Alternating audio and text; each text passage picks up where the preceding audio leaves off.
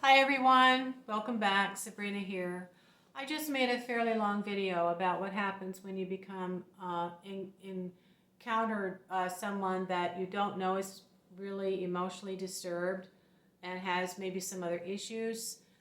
They happen to be a relative or possibly a friend of your friend, and they're bad news, right?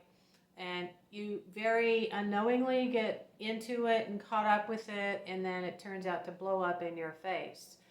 This is life. You're not going to be,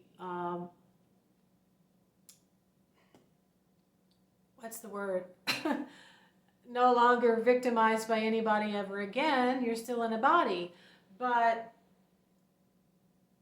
when we practice at our altar to release our will, whether you are on a Wicca path or shamanic path or whatever type of spiritual practice you have, excuse me, at a designated space, part of that is, it's already empowering because you're taking your spiritual development into your own hands.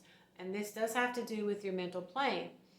When you learn that everything comes from your thoughts, your emotions follow very quickly, they are connected, but everything comes from the thought. It is the thought that is first. Oh, I forgot to get my copy of my ebook. Let me go grab it.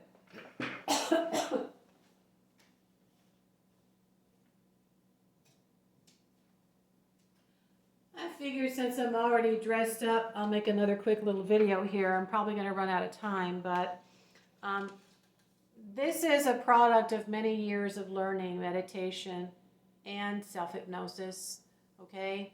And I made a video about having hypnotherapy practice and dealing with teaching self-hypnosis to adults. That is the element of air.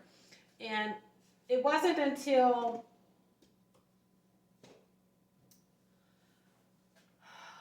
gosh, it's been 20 years. I had my emotional and mental release 20 years ago. And that's when I felt that I should really set up a sacred space, and I bought myself a blue candle. That's where it all started. Now, after that, I met my spirit guide as I was studying a hypnotherapy course, and I felt led to use the black and a red cloth.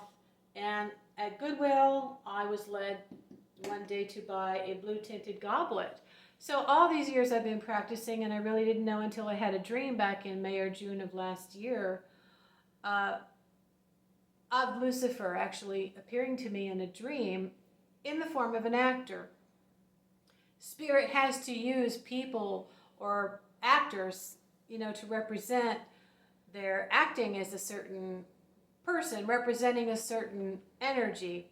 And he appeared to me as Tom Welling, who played Superman in the television show Smallville, with the triangle and the serpent-like S inside of that, and a red suit with blue piping, and then showed up as a twin in a blue suit with red piping. And that was the red, the black, basically the red and the blue, and then the black is the background.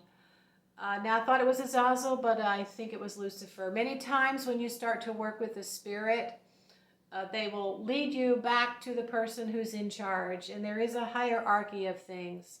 So, I started seeing the sigil of Lucifer and asking, what is that, and who is that? And then I heard Lucifer is in charge.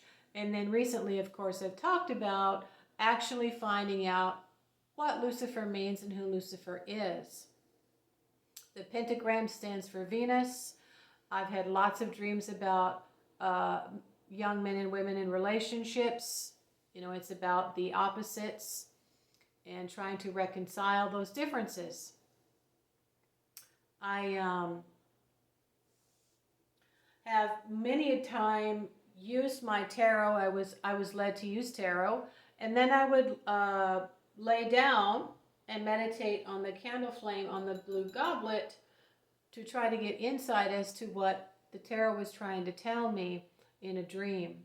And I learned that if you don't set an intention, you're going to start dreaming about people and the issues that, you've encountered during the day. Now, sometimes my spirit guides wanted me to see the conflicts that young women and young men were going to be having that I would come to know in the future. And that was to really let me know for sure that the pentagram stands for Venus. And I've placed a video on one of my recent videos of the orbit of Venus around the sun when it conjuncts the Earth and the symbol that it ends up making.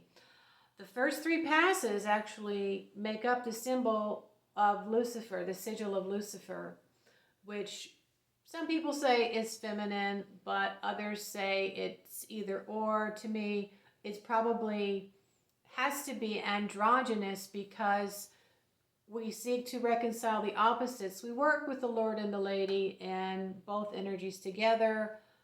That is the symbol of creation. And so this is, it's just a very simple meditative practice. But the power comes when you have a sacred space and you learn how to meditate, you learn how to use affirmations, and you work with certain colors and you work with certain elements. Now, my goblet was always at the west, and this is the symbol of Lucifer as the evening star and the nighttime. And I did all this at night. I'd put the kids to bed, I had a busy day, and so I would read the cards, and then I'd go to bed and I would look at the reflection of the candle flame in the blue goblet, and I would have astral travels, remote view. I'd see things of my future, and I was given a lot of information several times that would give me hope for really getting out of the challenging situation I was in at the time. I just made a video about the challenging situation I'm in right now, where either my friend is going to assist me and stand up for me, or she is not. So we will see what happens, but you will no longer be willing to be victimized by anyone. You will develop a sense of self and self-empowerment and slowly pulling yourself away from relationships that aren't healthy, that are not situations that you've gotten into that have become so complicated. You have to start to work yourself out of them, and sometimes do what people consider taboo and be the devil for doing it. But being true to myself showed my children that you do not have to be in a situation that's getting worse and stay there. If you can get yourself in a situation where you've got a phone, you've got a car, basically, then you're free. I went to college for a second time, and then I got a decent job, and I realized there really is just no reason for me to stay any longer. And so I took my daughter with me and worked very, very hard with 2 low-paying part-time jobs. But I just continued to apply what I had learned in college and negotiating for the car we got, and I had it. And then I got another car. I had a credit card. I was paying on that, and ended up helping my son get a car, and then getting another car, getting an apartment for my daughter and myself, and then a mobile home after my mother passed away, and I received an inheritance. I just paid cash for it. So, of course, then I had another challenge where I had to sell my furniture and sell the house and start over. But through it all, I gained a strength in knowing that I could do it. And I don't have to become a victim for any length of time, even if you have to go on economic assistance for a few months to get yourself back on your feet. This is a way that I have been able to manage my thoughts and my emotions. That's what this is about, okay, in Luciferianism. Venus is about love, and it's primarily about self-love, and this is what they consider, I don't know why, they consider this so taboo. Religion had taught me to put others first, but eventually that doesn't work. So yes, please, if you can find the affirmations for self-love in my book, A Little Book of Affirmations. It's green and white. It's on Amazon Kindle. And you will see my surname. My first name is Sabrina. The set of affirmations that's in here for happiness really relates to depression. And you will find the words, I love myself. That is really what cured me. By listening to the tape and reading those words, those sets of affirmations every single day as I took my kids for a walk with an open mind is what really cleared me. So